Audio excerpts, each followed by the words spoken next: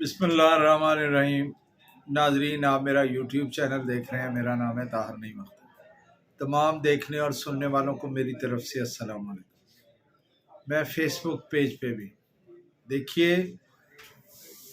इस वक्त जो सूरत हाल है उसमें इमरान खान साहब पर जितने भी केसेस बनाए गए, यानी तहरीक इंसाफ के चेयरमैन इमरान खान साहब पर जितने भी केसेस इस वक्त बनाए गए हैं, वो एक एक करके वो ना सिर्फ डिलीट हो रहे हैं बल्कि वो अखराज रिपोर्ट की हद तक प्रोग्रेस कर गए हैं।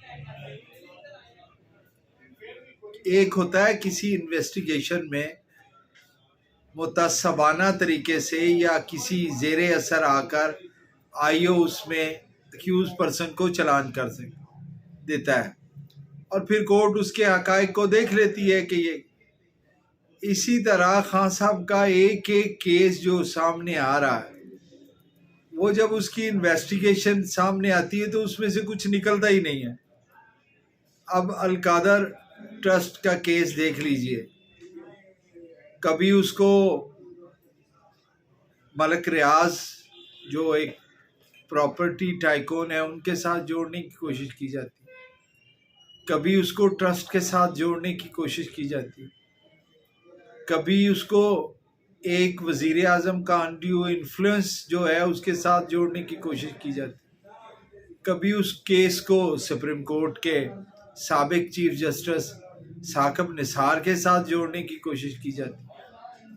चलिए आज ज़रा सिर्फ अलकादर ट्रस्ट वाला केस ही देख लें। वो 45-46 करोड़ की जो प्रॉपर्टी है वो वहाँ पड़ी हुई है, उसमें बच्चे पढ़ रहे हैं। वो जेलम के मज़ाफ़ात में वो प्रॉपर्टी जो है वो अपने पूरे अरूज के साथ मौजूद है और उसमें तालिब इल्म जो है वो तालीम हासिल कर रहे हैं। ट्रस्टी उसे ना बेच सकता है, ना उससे फ़ायदा उठा सकता है, ना उसे उसकी कोई जो है वो ऐसी है। अब वो उस पर प्रोग्राम तो हुए हैं कि 56 अरब रुपए के केसेस थे। कौन से 56 अरब रुपए के केसेस जी? केसेस तो हैं सिर्फ और सिर्फ जो वो प्रॉपर्टी वो ट्रस्टी को उन्होंने दी और फिर आगे उस पर वो बन गई, बिल्डिंग बन गई। अब जो बाहर से पैसे आए हैं, एनसीए के रूल्स उस पर लागू होते थे, उनका एक सर्टिफिकेट भी कोर्ट में पेश हो गया है और वो पैसे आज भी सुप्रीम कोर्ट के अकाउंट में पड़े हुए हैं।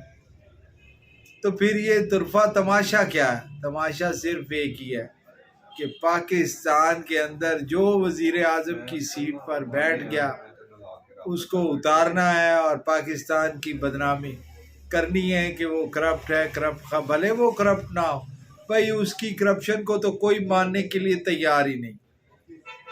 अवाम के अंदर आपने बतेरा वावेला कर लिया कि उसने ये भी खाया, उसने वो भी खाया, हत्ता कि उसकी निजी ज़िंदगी तक भी आप पहुंच गए।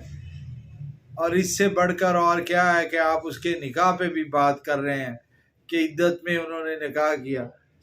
खुदा का खौफ खाएं, किस तरह आप उस पर कोई एलिगेशन, लेकिन पब्लिक इस बात को मानने के लिए तैयार नहीं है। अवाम पाकिस्तान ने इन सारे एलिगेशंस को हवा में उड़ा के रख दिया है।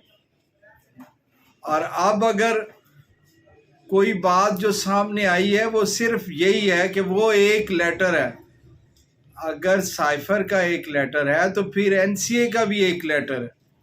उस लेटर के तहत आपको पाबंद बनाया गया था कि इन पैसों की वापसी के बारे में आप सिर्फ कोर्ट को मुत्तला कर दें, इसके अलावा हुकूमत पाकिस्तान ने और कुछ नहीं करना।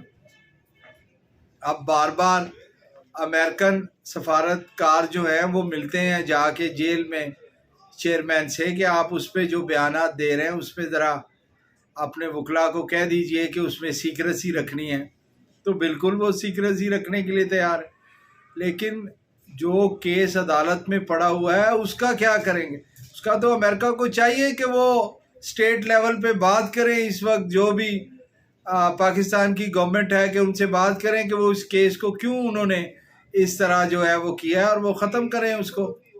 इसके अलावा अब कोई चारा नहीं है किसी के पास भी कि वो अपने केस को वापस ले ले और माजरत कर ले बुशरा बीबी से भी और उनसे इमरान खान साहब से भी।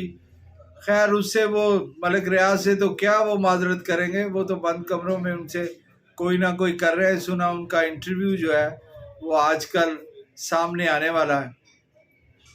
अल्लाह का शुक्र है वीडियो से जान छूटी है तो अब इंटरव्यू पर बात आ गई है।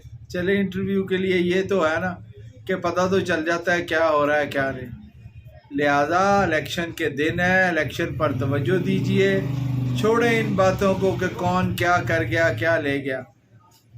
बड़ी खूबसूरती से आपने उन लोगों को ला के सर पे बैठा दिया जिनके बारे में आप प्रोग्राम करवाया करते थे कि वो करप्ट हैं करप्ट हैं करप्ट हैं। बहुत मेहरबानी, बहुत शुक्रिया, गौर फरमाइए।